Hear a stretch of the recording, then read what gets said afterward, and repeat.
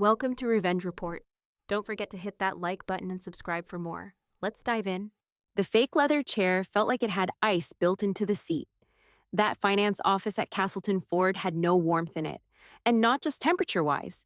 I sat across from my brother David, who looked way too comfortable in a room designed to make people uncomfortable. His wife Megan sat next to him, scrolling her phone like she'd rather be anywhere else. "So here's what makes sense," David said, tapping the edge of a manila folder like it was a gavel. "You let me take over the garage. I buy out your half. Clean split. My name's Courtney. I'm 35 years old. I live in Columbus, Ohio. And right now I was watching my older brother try to lowball me out of the only thing our Uncle Ray ever left us. Quick note. Before we start, how's your day going and where are you joining from?" "You want the whole garage," I said, straightening my back. "You don't think I should even be part of it?" David laughed like I'd said something adorable. "Court, it's not personal. It's just, this isn't your world. It's old school business. Real estate, licensing, equipment. You don't want to get dragged into all that," Megan muttered without looking up. "She works at an auto parts place, right?" I blinked. "That's not..." David held up a hand like he was gently putting me back in my place. Hey, I'm not judging. But the garage needs someone who knows what they're doing. Roof's leaking. The lifts are out of date. And apparently, it's not even up to code anymore. "That's all news to me," I said. Uncle Ray was still working there 3 weeks before he passed. David opened his folder, pulled out a thin printout. "Look, estimates from a guy I know. Roof alone could be $15,000. Lifts, another 8, plus fines. I'm offering you $45,000 for your half. That's more than fair. Considering the work needed, I narrowed my eyes. "You want me to believe that garage is only worth $90,000? Megan smirked. "It's not just about value. It's about upkeep. You think you can run it solo? Handle payroll, taxes, equipment certs? I haven't even said I want to sell." David leaned forward, elbows on the table. "Courtney, come on. This is a smart move for you. Cash in. Do something that makes sense." The dealership's lawyer, some guy named Kenneth, cleared his throat and shifted his chair like he wanted to be invisible. I caught the look on his face, secondhand embarrassment, like he knew this wasn't exactly a balanced discussion. Megan finally put her phone down and crossed her arms. "Look, it's nothing personal. But you're emotional about this." "David's being the practical one," I clenched my jaw. "You two done?" David nodded slowly. "If you've got a counteroffer, let's hear it." I didn't say anything. Not yet. I just opened the folder I'd brought and pulled out a single sheet of paper. Then I laid it flat on the table, face down, and slid it toward the lawyer. Let them wonder. David stared at the paper I slid across the table, but didn't even touch it. Instead, he leaned back like he was gearing up for a lecture. "Courtney," he said, drawing out my name like I was a child who needed patience. "Let's just be real for a second. You can't afford to keep that place running. You drive a car that sounds like it's choking on gravel. You rent a studio apartment. You work retail. How are you going to handle overhead, payroll, utilities?" Megan jumped in without looking up. "And taxes." "Don't forget the taxes," David nodded like they were some damn power couple. "This is business. You don't run a business?" "I do. I understand how to make things profitable. You'd just be dragging yourself into debt trying to prove a point." I didn't say anything. I was trying not to roll my eyes straight into the back of my skull. "And I'm not trying to insult you," he added, smiling like he thought he was being generous. "But this isn't just about what Uncle Ray wanted. It's about reality. You keep the garage, you drown in costs. I take it, and it survives." Megan finally set her phone down and tilted her head at me. "And what are you even doing with it?" "You don't have a family, no kids, no husband. This is just going to be another money pit hobby. That place deserves to be something..." "Thanks for the concern," I muttered, keeping my arms crossed. David pulled out a typed sheet from his folder. Thick paper, even had a staple. "This is a real offer. $45,000 for your half. And just so you know, that's more generous than what I should be offering with the repairs it needs." He slid it across the table like it was a contract from some big investor. I didn't reach for it. "You think you're being fair?" I asked. "I know I am," he said, voice getting tighter. "And you're lucky I'm not the kind of guy who throws your past in your face." That got my attention. He turned to Kenneth, the lawyer, and smiled like he was being noble. "You remember a couple years ago, right, Court? You called Dad crying because you couldn't make rent. Remember that? My stomach dropped a little. I did remember. It had been a bad month. Medical bill, car repair, hours cut at work. I asked for $500 to get through the gap. I paid it back. But here it was, being weaponized like a warning label on my forehead. Megan let out this little hum of fake sympathy. You've got a big heart, Court, but you let your emotions run your decisions. That's not how you run a business. This garage isn't a therapy project. I'm not emotional, I said, sharper than I intended. She raised an eyebrow. You seem a little emotional now. I leaned forward. You two always talk down to me like I'm stupid. Like I don't see what this is. David held up both hands. We're just looking at the facts. You're good at a lot of things, but you've never been the responsible one. I mean, come on, that's not a crime. You've always been the sweet one, the fun one, just not the reliable kind. That familiar sinking feeling hit me right in the chest. Not anger, not exactly. Just that dull, heavy pressure of being underestimated. Again. It was like middle school, high school, every Christmas dinner when they'd talk over me or treat my life like some side plot. Megan crossed her legs and looked at me like a guidance counselor who'd already given up. You can take the money and walk away, invest in something else, or sit on it and waste the whole thing. That's your call. David shoved the paper closer. But this is your best shot. I'm telling you now, next week, this number drops. I stared at that fake contract, then at both of them. Then I smiled, but I didn't touch the paper. Kenneth finally cleared his throat, voice tight but professional. Maybe we should go over the full will before any decisions are made. Just to make sure we're... David waved him off, barely looking his way. There's nothing in the will that changes anything. We split the garage 50-50. That's already established. I'd still like to read a few key clauses aloud, Kenneth said, pulling a document from his briefcase. David sighed hard, like this was some huge inconvenience. We get it, man. We've all read it. My offer stands. There's nothing in there that overrides basic ownership. I shifted slightly in my seat and said, You sure about that? David shot me a look like I was a fly buzzing too close to his drink. Megan cocked her head. Oh, here we go. I kept my voice calm. I just think it's funny how confident you are. Like maybe you don't have all the facts. David gave a tired laugh. Court, don't start acting like you've been planning some secret masterstroke. You think I didn't read every line of that will? Megan cut in, lips curled in a smirk. She probably doesn't even know what kind of lift the garage needs. I didn't flinch. Kenneth adjusted his glasses, flipping through the document until he landed on a flagged page. Actually, there is a section under conditional transfer that's relevant. It states that, quote, in the event that either heir cannot demonstrate sufficient professional qualification in auto safety and maintenance, sole ownership may default to the other party. That got the room quiet. Megan blinked. What does that even mean? I looked at Kenneth. Would you mind reading that part again? He did. Same tone, same words. And this time, Megan sat up straighter, her eyes finally off her phone. David frowned. Okay, so? That's vague. What counts as professional qualification? Megan narrowed her eyes at me. She works in a parts shop. Hanging out behind a counter doesn't make you a mechanic. I looked right at her. You really think that's what I do? She blinked fast. Isn't it? I took a slow breath. No, that's just what you've always assumed. David leaned forward, voice sharp. Don't play games, Courtney. You've always been secretive about your job. So unless you've got some hidden certification up your sleeve? I do, I said flatly. Megan snorted. Sure. I reached into my bag and pulled out a folder. Thick, organized, tabs neatly labeled. I didn't open it. Not yet. I just let it sit there between us like a loaded weapon. You want to know what I do?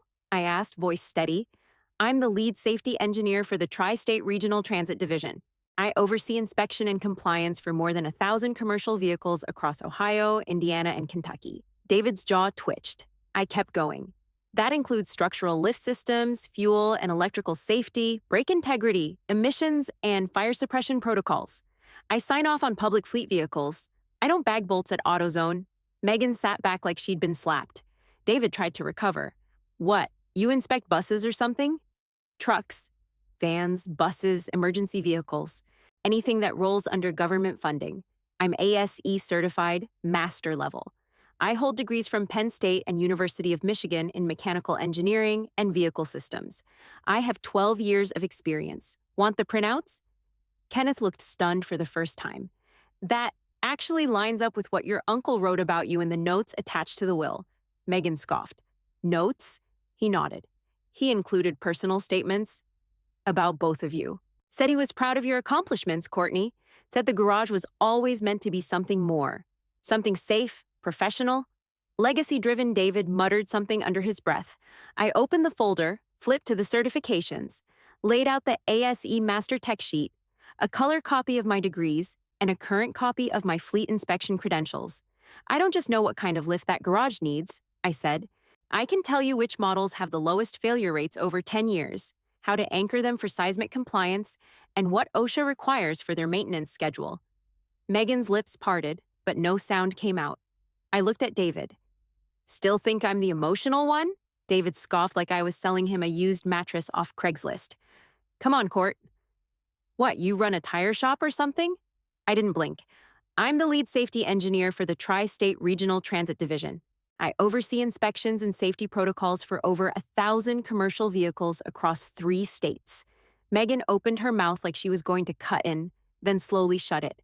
David laughed, but it was weaker this time. Since when? You never mentioned that. You never asked. He looked at Kenneth. Is this real? Kenneth nodded slowly. It matches everything your uncle noted in his will. He wrote quite a bit about her background. Said he considered her the only person qualified to understand what that garage truly was. Megan snapped, How come we didn't see those notes? They weren't part of the base inheritance packet, Kenneth explained. They're supplemental, personal remarks, and they carry legal weight in this case because of how the clause is written. David looked back at me, still trying to figure out what part of this was a bluff. I thought you were, I don't know, doing some admin thing. Maybe logistics. You thought, that's the problem? He rolled his eyes. Well, excuse me for assuming, since you've never once brought it up at Thanksgiving. I smiled, sharp and clean.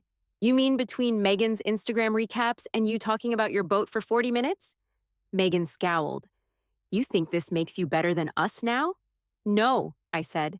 I've always known I was better than you at this. You just didn't know who I was. That's on you. I pulled out a second sheet from the folder, my current license as an ASE Master Technician. I have this, I said, laying it down. And this, I dropped the next, is my Automotive Safety Systems Engineer certification. I earned that after 5 years on the job. This one, I set down a copy of my Penn State degree. Mechanical Engineering, Class of 09, then the University of Michigan Diploma, Vehicle Systems Design, grad program, 12 years in the field. And a spotless audit record from the DOT. Megan looked like she wanted to melt through the floor. David leaned back in his chair like it had just betrayed him. Kenneth cleared his throat and pushed his glasses up. Raymond wrote that Courtney was, quote, the only one who truly understands the garage from the inside out. The tools, the structure, the systems. He described her as meticulous, disciplined, and said, this is his wording, that she carries the values of the shop in her blood. David rubbed his temples. Okay, but working on government trucks isn't the same as running a small garage. That's apples to oranges. No, I said. It's apples to high-performance inspection-grade engineered fruit. You think Ray didn't know the difference between a lift that could kill you and one that's rated for daily use? You think he left that clause in by accident? Megan shook her head. You've been sitting on this like it's some secret weapon. No, I said. I've just been doing the work. While you two were waiting for me to trip over myself, I was making sure I didn't need either of you for a damn thing. David tried again, his voice a little thinner now. I wasn't trying to cut you out. I thought this would be easier for everyone. I looked at him hard. Easier for you. You figured I'd take the check and vanish. He didn't answer. Kenneth looked at them both. To be very clear, the clause about professional qualifications wasn't hypothetical. It's legally valid. Courtney's certifications and experience absolutely meet and exceed the standards the will outlines. David exhaled sharply. So what, I'm just out? I stared at him, and for once, he looked unsure of himself. You're not out, I said. But the days of you treating me like a placeholder are done. Kenneth flipped to another flagged page in the will, the paper crinkling slightly under his fingers. There is one more clause we haven't addressed yet, he said, voice calm but firm. In the event that either heir cannot demonstrate the ability to safely maintain or operate the property as a functioning auto repair facility, full ownership may be granted to the other party, Megan huffed. That can't be the deciding factor. What about financial backing? What about business planning? The clause is very specific, Kenneth said. It says, knowledge, certification, and experience shall determine primary ownership in the event of dispute, not liquidity or financial leverage. She blinked, thrown off by the wording. That's ridiculous. I reached into my bag again, pulled out a spiral-bound binder about an inch thick, and slid it across the table. It landed with a satisfying thump. I already did a full mechanical and safety inspection of the garage. David didn't even try to hide the panic in his face. What? I flipped it open. Diagnostic data, structural integrity checks, equipment compliance, electrical safety, OSHA alignment, fire suppression rating, roof scan, lift function tests, air compressors, everything. I did it over the past 2 weekends. Megan leaned forward, squinting at the report like she expected it to turn into dust. You did this yourself? Yes, I said. It's what I do. And the total cost for upgrades and deferred maintenance? $5,843. That's it? David shook his head. That doesn't make sense. We talked to a mechanic. He said the roof alone. Yeah, I cut in. That's what I want to talk about. What mechanic? He froze. Megan glanced at him, then back at me. It was, just a guy David knows. What's his name? Neither of them answered. I sat back. You didn't talk to anyone, did you? David swallowed. We just had someone glance at it. No, you didn't. You made it up. You figured I wouldn't question it. You thought I'd be too dumb or passive or emotional to check the numbers. Megan's voice turned defensive. We weren't trying to lie. We were just simplifying things. I barked a laugh. You were manipulating me. That's not simplifying. That's fraud with a smile on it. Kenneth cleared his throat again, way less neutral this time. If no third-party mechanic ever submitted a report, then any claim about the garage's safety issues is unsubstantiated. Meanwhile, Courtney's report is comprehensive and based on professional standards. David looked at him like he was waiting for a lifeline. But we thought... Kenneth didn't flinch. Thinking something doesn't override facts. The will doesn't allow for assumption or interpretation. It names certification, experience, and inspection documentation as the deciding criteria. Megan crossed her arms tight, jaw locked. So she just wins? Just like that? No, I said. I earned it. Just like Uncle Ray knew I would. You two didn't even try to understand what he built. You treated it like scrap. David's face was pale now. We didn't know it meant that much to you.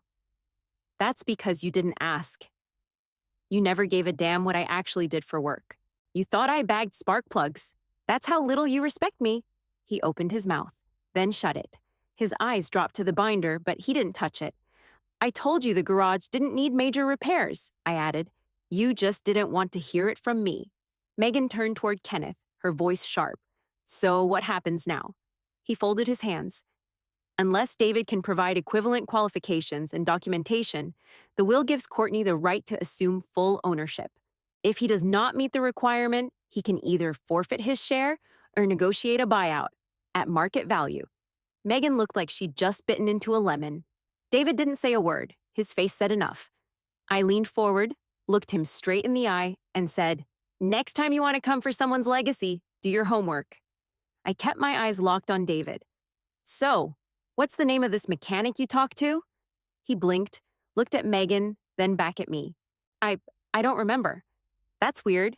You said he gave you a roof quote. Mechanic doesn't just forget something like $15,000. Megan sat up straighter. It was informal. Just a quick convo. David knows a guy from... What's his name again, babe? David didn't answer. I leaned in. You lied. You didn't talk to anyone. You made it up and hoped I'd buy it. David ran a hand down his face, eyes darting to Kenneth. Look, we didn't think it mattered. It mattered when you used it to justify trying to shove me out, I said. You figured I'd be too dumb to challenge it. Too quiet. Too soft. You gambled on the version of me you built in your head. Kenneth cleared his throat, tone more clipped now. Just to be clear, Courtney has provided documented inspection, current certifications, and meets the will's professional requirements. David, unless you can demonstrate equivalent credentials, The clause grants Courtney full rights. Megan scoffed. So what? She just gets everything because she's got a binder? No, Kenneth said, keeping his tone even. She gets it because she's qualified. You two presented false information and offered an undervalued buyout based on that. You don't get rewarded for manipulation. David looked like he wanted to crawl out of his skin. So, what are my options? Kenneth opened another folder and turned a few pages. There's a follow-up clause. If one party is found unqualified to manage the garage, the other has the option to buy out their share at current market rate. Courtney gets first right of refusal. David rubbed the back of his neck, shoulders tight. We didn't think she'd push this hard. Obviously, I said. You thought I'd fold like always. Take your little check and go cry in my rented apartment. He didn't deny it. Megan softened her tone, that fake sweet voice she used when she wanted to pretend like she hadn't just been swinging. Court, we were just trying to help. We thought you were overwhelmed. We didn't want you to stress over something you couldn't handle. You didn't want me to have it, I snapped. That's the difference. Helping would have meant showing up, asking questions, offering support. You skipped that part. You came in with a fake quote and a lowball offer and figured I'd be too grateful to notice. Megan looked away. David let out a slow breath. So now what? You take the whole thing. I glanced at Kenneth, then back at David. I'm not making that call for you. You decide what you want, but you're not in control of this anymore. He didn't respond. His fingers tapped the table, small, nervous ticks. The confidence was gone. The smirks, the fake logic, the smug older brother act. All of it. I could see it on his face. He'd finally realized I wasn't bluffing. Kenneth looked at me. So, Courtney, what do you want to do? I didn't hesitate.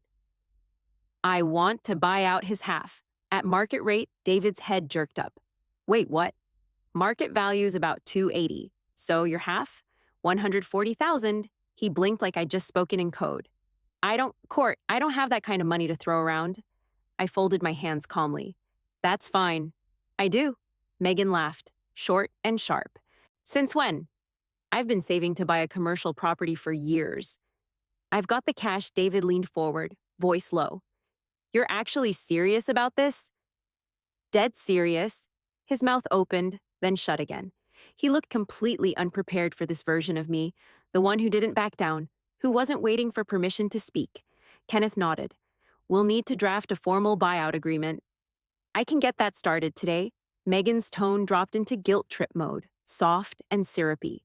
You really want to do this? Over a building? You're willing to split the family over concrete and rust?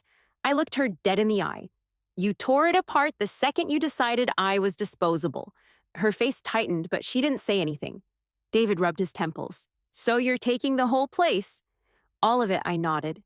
I've already started mapping out a business plan. Safety inspections for classic cars, custom fleet certs. I know what I'm doing. Kenneth began gathering his papers. Once I get the buyout paperwork together, we can move forward with the title transfer and distribution. Megan shook her head like she still couldn't believe it. We were trying to look out for you.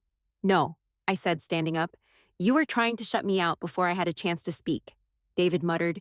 You didn't used to be like this. I grabbed my binder and looked at him. No, I just didn't used to show it. 3 weeks later, I stood under the shop's flickering overhead lights, grease-stained floor beneath me, and silence in every corner. For the first time, it was mine. The title transfer went through that morning. Bank wire confirmed, keys handed off, garage officially transferred to my name. I moved into the upstairs loft that weekend. Nothing fancy, just a renovated storage space Ray used to nap in between jobs. I threw down a twin bed, rolled out a rug, and set up a coffee maker. The plumbing creaked and the AC clanked like an old fridge, but I didn't care. It was quiet. It was mine. During the day, I worked nonstop, sorted every invoice and inspection form Ray left behind, labeled shelves, cleaned oil pans, ran system tests on the lifts again just for peace of mind. I installed 2 new LED panels and patched the gap above the roll-up door where pigeons used to sneak in. I even found Ray's old calendar from 2009, still pinned to the office corkboard with a bent nail. The place was alive in a way it hadn't been in years. It just needed someone who didn't treat it like a burden. By the second week, I'd started designing the new branding, a specialty shop focused on safety inspections for classic cars and small fleet vehicles. I already had 3 commercial clients lined up, and a retired fire chief who wanted help certifying his antique ladder truck for shows. The calls started not long after I moved in. David first. Voicemails. Half-hearted, mostly quiet. Hey, I'm just checking in. Then, let me know if you need anything. Then nothing for a few days, until one message where he almost sounded like himself again. I know things got tense. I didn't handle it great. I didn't answer. Then Megan reached out, not with a call, with a 3-paragraph text that read like it had been written in notes and edited twice, full of excuses. We were just trying to protect you. It wasn't personal. David was under pressure. We never meant for it to go that far. I stared at it for a long time. Eventually, I replied, I need time. That was it. No anger, no closure, just space. The truth was, I wasn't surprised they backed off. It was easier for them that way. Easier to assume I was fine, or still bitter, or too stubborn to call back. But none of that was really true. I was just tired of being underestimated. I'd spent my whole damn life in the background. Not because I wasn't good enough, but because it made their lives easier to treat me like I wasn't. The quiet one, the soft one, the helper. The one they could talk over at dinner and not worry about being corrected. The one they could hand a small piece of the pie and feel generous. And I let them. For a long time, I let them. But not anymore. Now, I had this place. Every bolt, every switch, every part of it was under my hands. It felt right. Like I was finally standing on something solid that didn't need their permission. I sat behind the desk in the garage office, boots up, coffee in hand, and finally, at peace. The wall behind me was lined with everything they used to ignore. My ASE Master Technician certification, my degrees, safety inspection licenses, signed inspection records from all 3 states I worked in, and dead center right above my monitor, framed in black and gold like a damn diploma, David's offer letter for $45,000. I printed it out, enlarged it, and hung it like a reminder of how low they thought I'd go. Clients had already started coming through, mostly referrals. Word had gotten around quick. Fleet guys looking for thorough inspections, 2 classic car owners from a local auto club, and a father-son duo restoring a '71 Charger who said they'd heard, the new owner actually knows her shit. Damn right I do. I didn't need a packed calendar yet. I had enough to get started. Enough to prove I could run this place on my own terms. No gimmicks, no lies. Just honest, precise work. For the first time in my life, I felt fully seen. Not by them, but by myself. And that's what really mattered. I didn't need David or Megan to understand me anymore. I was done trying to explain my worth to people who never listened in the first place. Let them wonder. Let them squirm in their silence. I stood, grabbed my keys, and walked across the concrete floor, the echo of my boots sharp in the open space. I hit the switch by the bay doors. Lights clicked off, row by row, until only the office window glowed behind me. Then I heard it, soft but clear in my head. Ray's voice, just like I remembered. You were always the one who'd make this place great. I locked the door behind me and smiled.